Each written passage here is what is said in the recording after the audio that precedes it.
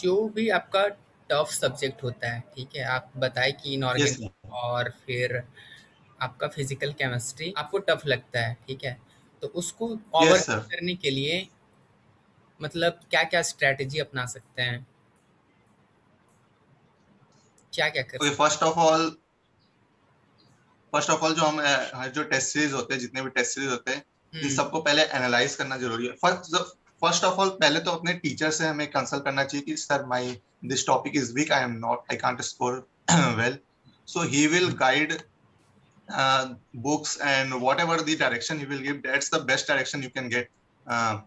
If you just जैसे अभी मैं किसी सीनियर के पास चला गया, बोला कि भैया ये वाला पता नहीं चल हम्म, रहा है, तो वो जो मुझे जानते नहीं है, तो बहुत सारे सीनियर्स होंगे, वो बहुत अलग अलग चीजें बताएंगे। बट हम्म, जिस टीचर से हम पढ़ रहे हैं वो हमें ज्यादा समय के लिए जानते, तो वो that they will guide us best. So when I was in 11th 12th, मैं टीचर्स की ज्यादा नहीं सुनता था, और I okay, used to research on my own.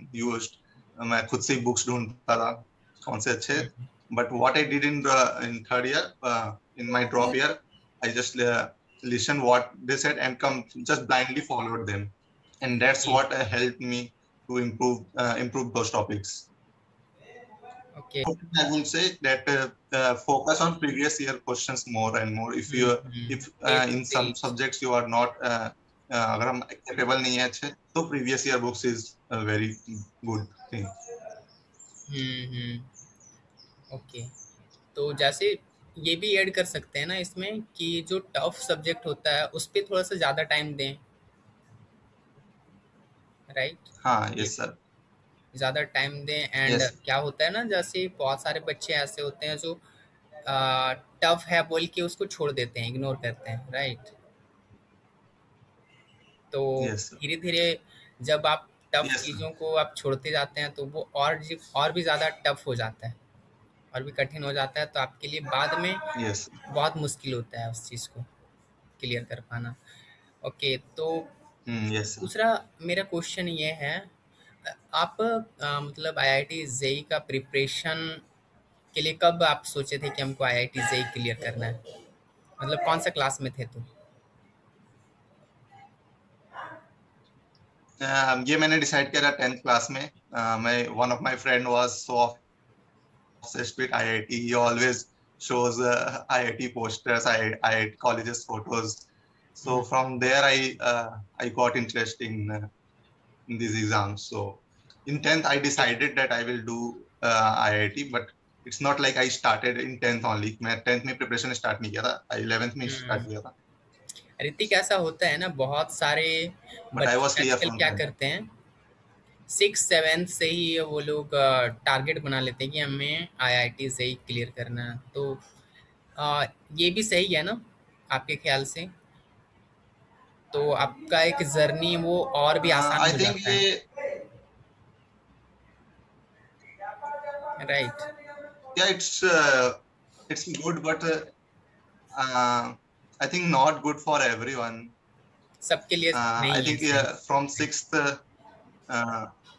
yeah, hmm, someone excel very good, but someone who just because of something, जब वो 11th में आते हैं, they get deviated, then that is very very बहुत सब मोरल बहुत down हो जाता है, like they feel बिल्कुल। like losers in life that they started in sixth, then also they can't clear. So and ये भी हो सकता है ना ऋतिक कि जैसे आप सिक्स से ही अगर आप जेई का प्रिपरेशन करने में लग गए हैं, तो आपका वो जो सिक्स क्लास का जो आपका स्टडी मटेरियल है उस चीज़ को भी आप सही तरीके से नहीं कर पाते हैं, है ना? yes sir. Okay, Yes, sir. So I think in ninth class is the ninth class. If you want to start early, then ninth class is the best. Best, Best. Yeah. Okay. तो और एक question है मेरा कि revision कितना important होता है? Revision, actually revision is the most important thing होता है। जैसे अभी हम स्टार्टिंग में जब 11th में, जब when I went to 11th, मैं बहुत ज्यादा एक्साइटेड था कि अब मुझे पढ़ना है, अब मैं फाइनली आईआईटी करने जा रहा हूँ, और मैं बहुत शुरू में बहुत मेहनत किया। बट हम्म, धीरे धीरे मतलब वो कॉन्फिडेंस और वो, जैसे मेरे टीचर्स उतने अच्छे नहीं थे, तो मुझे टॉपिक्स समझने में थोड़ी प्रॉब्लम होती थी, तो धीरे हम्म, धीरे धीरे मेरे डेडिकेशन कम होता गया।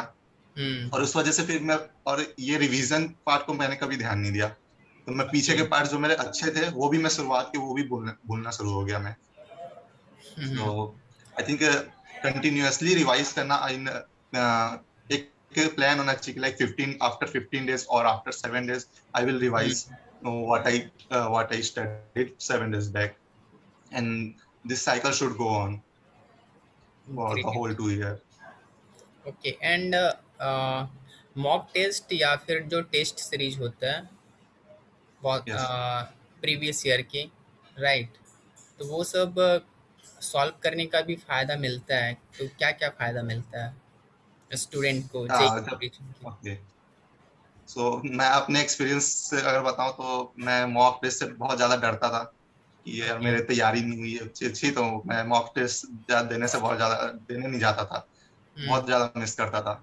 बट लेटर आई रियलाइज्ड कि मॉक टेस्ट भले ही उसमें नंबर कम आ रहे हैं, बट उससे हम्म। डिसहार्टन नहीं होना चाहिए, because that's not the real exam. Okay. But अगर हम उन पेपर्स को एनालाइज करेंगे, then only we can do better in the next mock exam.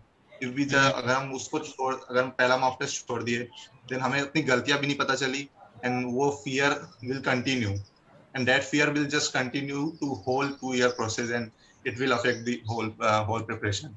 So mock test देने का एक बहुत अच्छा फायदा होता है कि एक तो पहले अगर हमारे कौन से टॉपिक्स वीक है उन्हें पता करना है, तो mock test are the best thing. Then उनमें क्वेश्चंस में अगर 3 घंटे के टाइम में हमें किस तरीके से अप्रोच करना है, हमें कहाँ अगर टाइम मैनेज करना है, हो सकता है हमें पता नहीं चल रहा है, घर में टाइम बहुत रहता है तो हम टाइम ज्यादा देते हैं, लेकिन एग्जाम में लिमिटेड टाइम होता हम्म। है, so we learn time management also. these strategies they finally exam में जो ये स्ट्रेटेजी में हेल्प करती है। And also the pressure handling होती है, pressure handling is very important in exam. जैसे कुछ क्वेश्चंस लगातार अगर 10 क्वेश्चन नहीं बने, तो उसके बाद वो 11th क्वेश्चन में उसी कैसे वो, अगर 11th क्वेश्चन इजी भी होगा, देन ऑल्सो स्टूडेंट सॉल्व नहीं कर पाएगा अगर वो मॉक हम्म। टेस्ट से में इससे प्रैक्टिस नहीं कर, जी जी। मॉक टेस्ट में प्रैक्टिस नहीं किया कभी। मॉक टेस्ट में दे हेल्प कि वो कैसे अपना मोरल अप रखे, कॉन्फिडेंस बूस्ट रखे वो होल एग्जाम। Yes yes. जैसे आप तो अभी आईआईटी से ही क्लियर कर चुके हैं, ठीक है, तो जो स्टूडेंट होते यस सर। हैं जो भी आईआईटी क्लियर करना चाहते हैं, उनका लाइफ कैसा होता है, मतलब केवल स्टडी स्टडी स्टडी या फिर मतलब रूटीन किस तरह का होता है? बहुत सारे हर्डल्स फेस करने पड़ते हैं, right? I think it depends on students. Yes sir. बहुत सारे हर्डल्स फेस करने होते हैं सॉरी। उस टाइम आप प्रिपरेशन कर रहे हैं आईआईटी से हाँ। का। Yes sir. हम्म। सो अच्छा, talking about hurdles, one of the biggest hurdle I face that मुझे ट्रैवल करने में बहुत ज्यादा टाइम लगता था, 1 hour इन गोइंग एंड जी। 1 hour in going coming back, because coaching institute बहुत फार थे मेरे घर से, hmm. And that's where the best coachings I can get. So hmm. Online coachings में ये फायदा है कि यहाँ पर कम्यूटिंग टाइम बिल्कुल नहीं लगेगा। And hmm. What the hurdle की डाउट में क्या होते हैं, फर्स्ट ऑफ ऑल सारे स्टूडेंट डाउट नहीं पूछते हैं क्लास में, hmm. And they try to clear the doubts on their own. तो इसमें राइट। टाइम बहुत ज्यादा वेस्ट वो कर देते हैं डाउट क्लियर करने में। So if hmm. If they get a good teacher जो उनसे उनके डाउट्स टीचर ही क्लियर कर दे, तो वो बहुत ही इफिशिएंट मेथड होता है, बहुत ही टाइम सेविंग मेथड होता है।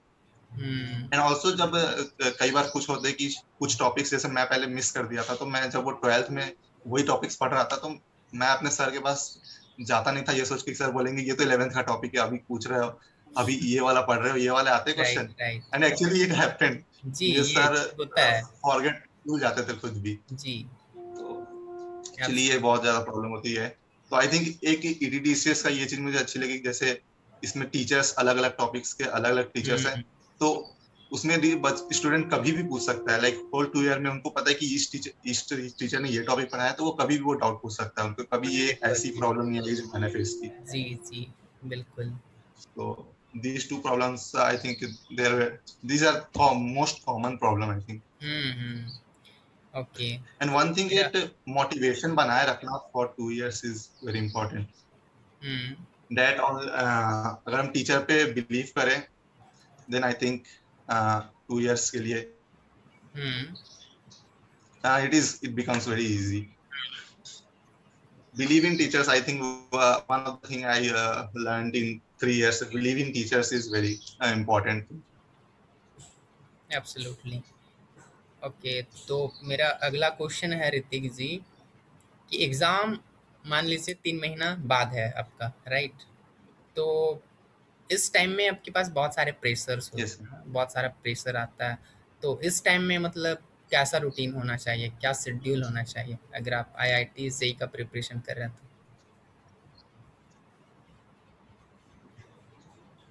कि लास्ट 3 मंथ्स में एक टाइम टेबल होना इम्पोर्टेंट होता है। लाइक उस टाइम हमें रिवाइज भी करने होते हैं। And last 3 months, if I tell about my studies, so last 3 months में I made a schedule like for 5 p.m.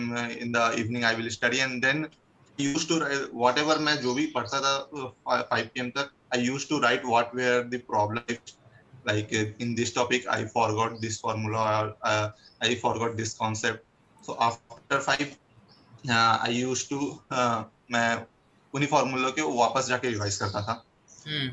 And और प्रीवियस ईयर पे, और देन उसके बाद मैं 3 आवर्स डेली एक मॉक पेपर के लिए टाइम निकालना होता है, सो दैट उसमें मॉक पेपर में पता चलते रहे कि कहाँ कहाँ डिफिकल्टीज हो गई है। And revision, what ever new topics, something जैसे मैं मॉक पेपर बना के कुछ नया टॉपिक सीखता था, तो I used to keep a page in which I wrote everything, like in small, that this is the new thing I learned today, and I keep revising that whenever I am free. And that one paper was always with me, so I keep revising it all the time. So right. that's what helped me in clearing exam. तो मतलब last का 3 month जो बचा हुआ रहता है, ज़्यादातर आपको रिवीजन में फोकस करना चाहिए, राइट? Yes sir, तो revision में focus करना होता है and mock papers.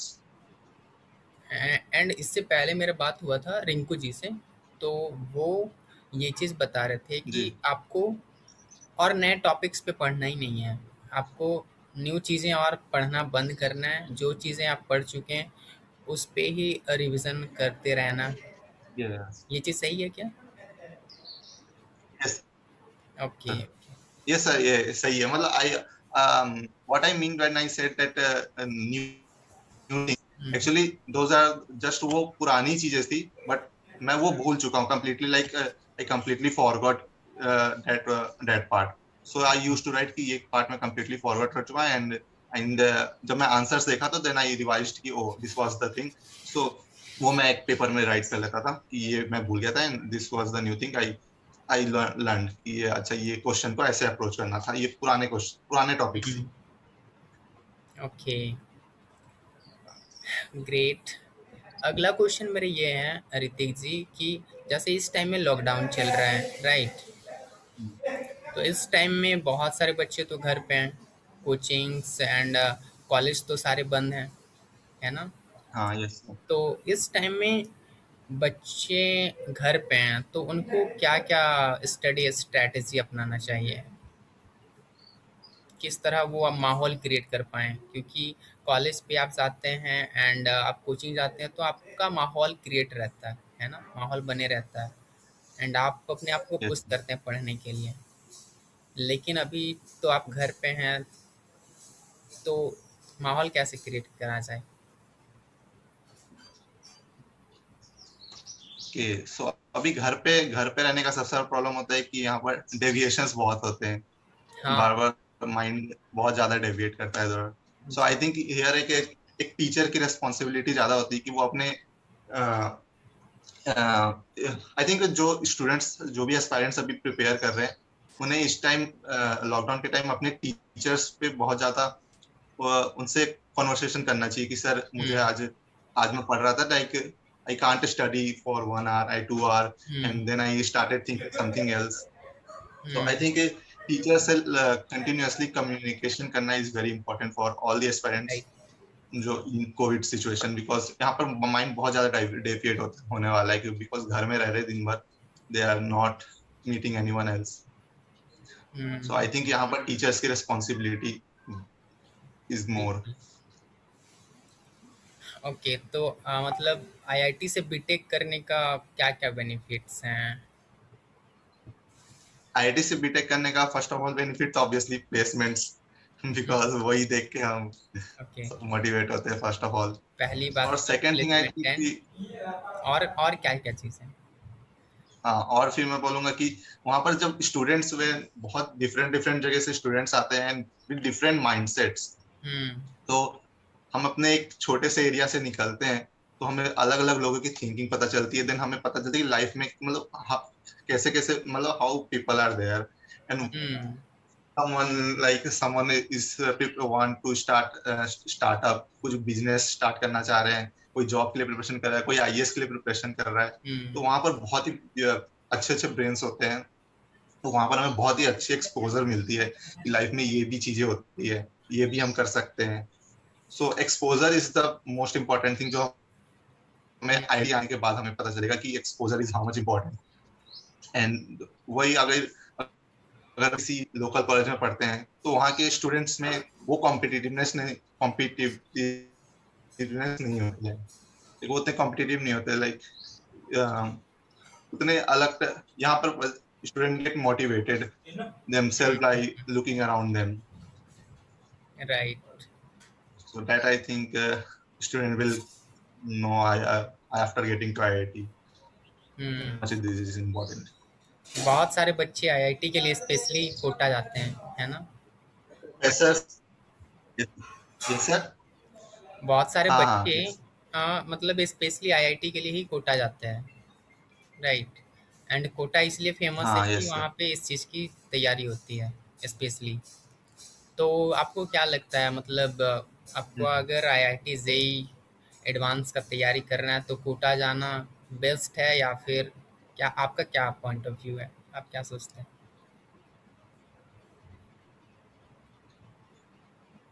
Like मेरे full whole friend group में I was the only one जो मैं कोटा नहीं जा पाया था. I was staying in my own city and I got the best results. So I think that Kota के अपने बेनिफिट्स ये होते हैं कि वहाँ के टीचर्स बहुत ही स्ट्रक्चर्ड कोर्सेज होते हैं वहाँ पर. लाइक अगर लोकल कोचिंग्स में तो वो इतने स्ट्रक्चर्ड नहीं होते. सो आई थिंक वहाँ पर एक कोटा में पढ़ने का ये फायदा है. एक फायदा ये होता है कि वहाँ पर माहौल, हर तरफ स्टूडेंट्स रहते हैं, हर तरफ कॉम्पिटिटिवनेस बहुत ज्यादा रहती है, बहुत ही स्ट्रक्चर्ड कोर्स होते हैं. और एक और इम्पोर्टेंट चीज है कि वहाँ पर डेली डीपीपीज मिलते हैं, विच आई थिंक इज वेरी, मुझे लगा कि ये चीज मुझे भी मिलनी चाहिए थी. लाइक अभी हम जैसे आज मैंने एक टॉपिक पढ़ा दिया, शाम को अगर वो स्टूडेंट उसी टॉपिक के 10 क्वेश्चन बनाता है तो उसे वो टॉपिक और अच्छे से याद हो जाएंगे. बट अगर राइट। वो क्वेश्चंस नहीं बनाता है, नेक्स्ट डे वो जा रहा है, तो after 1 week you start forgetting the topics. So I think Kota जाना इट्स नॉट इम्पोर्टेंट. ऐसे कोचिंग हमें मिल रहा है जो हमें एक स्ट्रक्चर कोर्सेज प्रोवाइड कर रहे हैं, and teacher should be good. Obviously teacher should be teacher and structured courses will be there, and DPPs are important. Absolutely. And अभी कुछ दिन बाद एटडीसीएस के भी बैच स्टार्ट होने वाले हैं, एंड आप मैथ फैकल्टी हैं, राइट? मैथ या फिजिक्स? हाँ sir, physics okay, faculty. Physics ना। तो मतलब आप एटडीसीएस में क्या स्पेशल यस. करने वाले हैं, मतलब क्या क्या चीज़ें ऐड करने वाले हैं? फर्स्ट ऑफ मैं जैसे अभी मैंने बताया कि डीपीपीज मुझे बहुत लगता है कि इम्पोर्टेंट है. So I will be giving DPPs to every student. And एक टीचर थे मेरे, वो मुझे शॉर्ट नोट्स प्रोवाइड करते थे. वो मुझे काफी अच्छा लगता था. एग्जाम के टाइम में वो शॉर्ट नोट्स बस पढ़ के सारी चीजें, मतलब सारे कॉन्सेप्ट रिवाइज हो जाते थे. तो that I will giving short notes in form of presentation I am planning. So okay. That, and one thing I think कि अभी कोविड के टाइम में सब घर पे हैं. सो जो वो 1.5 घंटे वो जो जो मैं टीचिंग करने वाला हूँ, तो उस टाइम में वो ऐसा नहीं होना चाहिए कि बस वो पढ़ाई हो. मैं चाहता हूँ कि वो बिल्कुल एकदम ऐसा सेशन हो बिल्कुल जो उन्हें इंटरटेन हो. तो वो कंपेयर, वो चाह के भी वो छोड़ ना पाए क्लास. लाइक वो डेली डेली ज्वाइन करना चाहिए कि नहीं, मुझे करना ही है. हम्म। सो ताकि वो 1.5 घंटा भी उन्हें ऐसा थोड़ा इंटरटेनमेंट भी हो और वो सीखे भी उसमें। 100%।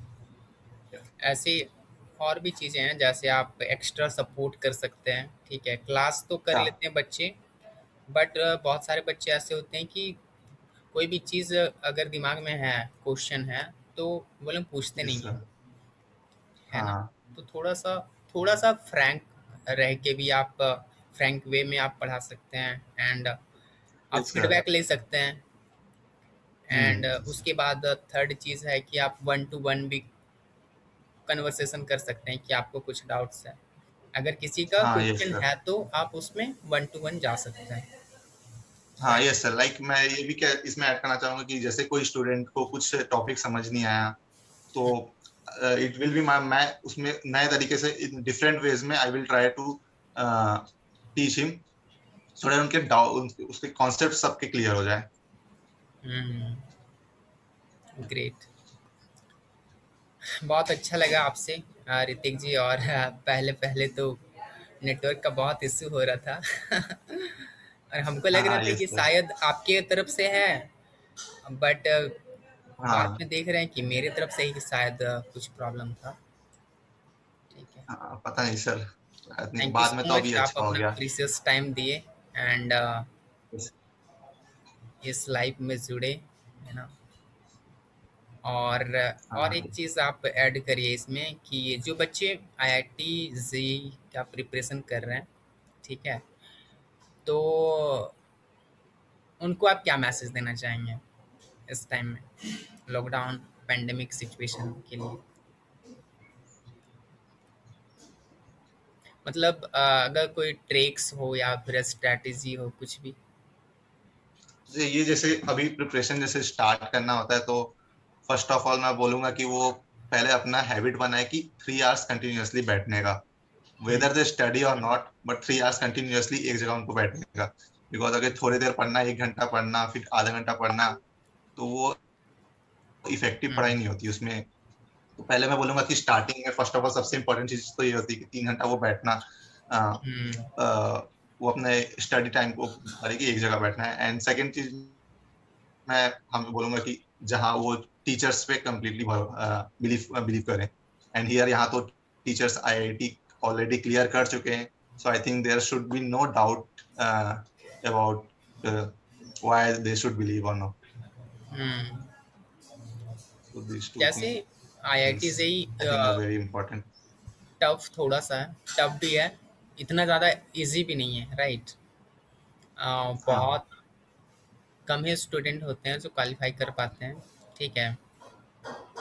तो बहुत सारे ऐसे हम्म। बच्चे होते हैं जो फर्स्ट टाइम में वो क्वालीफ़ाई नहीं कर पाते हैं, है ना? फिर सेकंड टाइम में भी यस सर। क्वालीफ़ाई नहीं कर पाते हैं, ऐसे बहुत सारे होते हैं, राइट? तो मतलब उनमें क्या यस कमियाँ सर। रहती है कि वो लोग क्वालीफ़ाई नहीं कर पाते हैं? मतलब क्या रीज़न हो सकता है? आपके आपके पॉइंट ऑफ व्यू से सर बताइए। फर्स्ट मैंने जैसे कुछ मैंने कुछ जूनियर मैं एक्चुअली मेरे को जूनियर से ज्यादा मेरे मतलब मेरे क्लास वालों से ज्यादा बात मेरी जूनियर से ज्यादा होती है। तो मैंने जैसे उन हुँ, लोग को देखा है कि बहुत लोग ना पहले डरे रहते हैं कि like 13 lakh students are appearing, hmm, और उसमें सिर्फ 13,000 या 50,000 जो कि एनआईटी एनआईटी मिल रही है। तो मैं उनको हमेशा बोलता था कि जो 13 लाख एग्जाम दे रहे हैं, they are not active active, only 50 are active active competitors जिनसे हमें कॉम्पिटिट करना है, बाकी तो बस भीड़ बढ़ा रहे हैं। तो बस हुँ, 50,000 ही होते हैं जो एक्चुअली में मेहनत करते हैं। तो जिनका नहीं निकलता, आई थिंक पहली बात तो उनको ये डर नहीं होना चाहिए, उनको डर नहीं होना चाहिए कि एग्जाम बहुत टफ है। वो फर्स्ट बिल्कुल, ऑफ ऑल उनको बिलीव होना चाहिए अपने ऊपर कि नहीं मैं कर लूंगा, और 50,000 में ही तो कंपटीशन है, और 50,000 को तो हुँ, आईटी एनआईटी मिल ही जाएंगे। अगर वो जो बिल्कुल, भी, मुझे लगता है जो भी अगर 2 साल तक कंसिस्टेंसी से पढ़ रहा है, he will definitely get in IIT और एनआईटी, गुड एनआईटी। ओके। और एक लास्ट मेरा क्वेश्चन है कि बहुत सारे ऐसे बच्चे होते हैं कि ये सोचते हैं कि आईआईटी जेईई में जाने के लिए बहुत ज़्यादा पढ़ना पड़ता है, बहुत टफ है ना? ऐसा सोचते हैं। तो आपको 15 यस घंटे, सर। 16 घंटे 17-18 घंटे भी बहुत सारे बच्चे पढ़ते हैं। तो क्या मतलब इतना हम्म 15-16-12 घंटे पढ़ के ही आप आईआईटी से क्लियर कर सकते हैं, या फिर आप एक 6-7 घंटे पढ़ के भी क्वालिफाई कर सकते हैं? हाँ, व्हाट आई बिलीव कि अगर कोई स्टूडेंट कंटिन्यू, हर स्टूडेंट को अपने अपने अंदर देखना चाहिए कि वो घंटे वो कितने घंटे वो डेली पढ़ सकता है। लाइक ऐसा नहीं हम्म। कि वो आज 12 घंटे 12 घंटे पढ़ लिया, अगले दिन वो हो गया, वो छुट्टी हो गई उसकी, वो हम्म। पढ़ नहीं रहा उस दिन। तो आई थिंक वो 6 घंटे अगर कोई स्टूडेंट डेली पढ़ रहा है और वो 2 साल के लिए डेली पढ़ रहा है विदाउट एनी एनी ब्रेक्स, तो I think it is more than enough, more than enough. बिल्कुल। 6-7 hours but daily. What ever students को खुद से रियलाइज करना चाहिए कि वो कितने घंटे वो दे सकते हैं, वो डेली दे सकते हैं इतने घंटे, हम्म। तो उतना उन्हें पढ़ना चाहिए। और ये भी है ना ऋतिक, बहुत सारे बच्चे ऐसे होते हैं जो पहले तो गोल बना लिए कि हमको इतने घंटे पढ़ने हैं, उतने घंटे पढ़ने, 12 घंटा, 13 घंटा, 15 घंटा। लेकिन हम्म स्टार्ट तो आपको पहले 2-3-4 घंटे से करना पड़ेगा ना। आप पहले ही दिन हाँ, में यस। आप अगर इतना बड़ा गोल पर रखेंगे तो फिर आपको मज़ा नहीं आएगा, मतलब आप फ्रस्ट्रेट हो जाएंगे हाँ शायद। हाँ, yes sir, yes sir, yes sir, that's true. Okay, चलिए, आपके साथ काफ़ी अच्छा लगा बात करके। एंड हाँ, यस हम सर, सर। अपने बारे में बताए नहीं थोड़ा सा। मेरा नाम पवित्र हाँ गोप है और हम झारखंड से हैं। और हम एटीडीसीएस के साथ पहला दिन से वर्क कर रहे हैं जब से स्टार्ट हुआ है। एंड एज ए हम प्रमोशनल स्ट्रैटेजीज के रूप में काम कर रहे हैं। ठीक है। तो अभी ओके। कुछ दिन के बाद बैच स्टार्ट होने वाले हैं, तो हम लोग रेडी हैं। एंड सारे फैकल्टीज़ भी रेडी हैं। ठीक है। बस यस सारी चीज़ें हो जाती हैं सेटअप, देन हम लोग स्टार्ट करते हैं, राइट।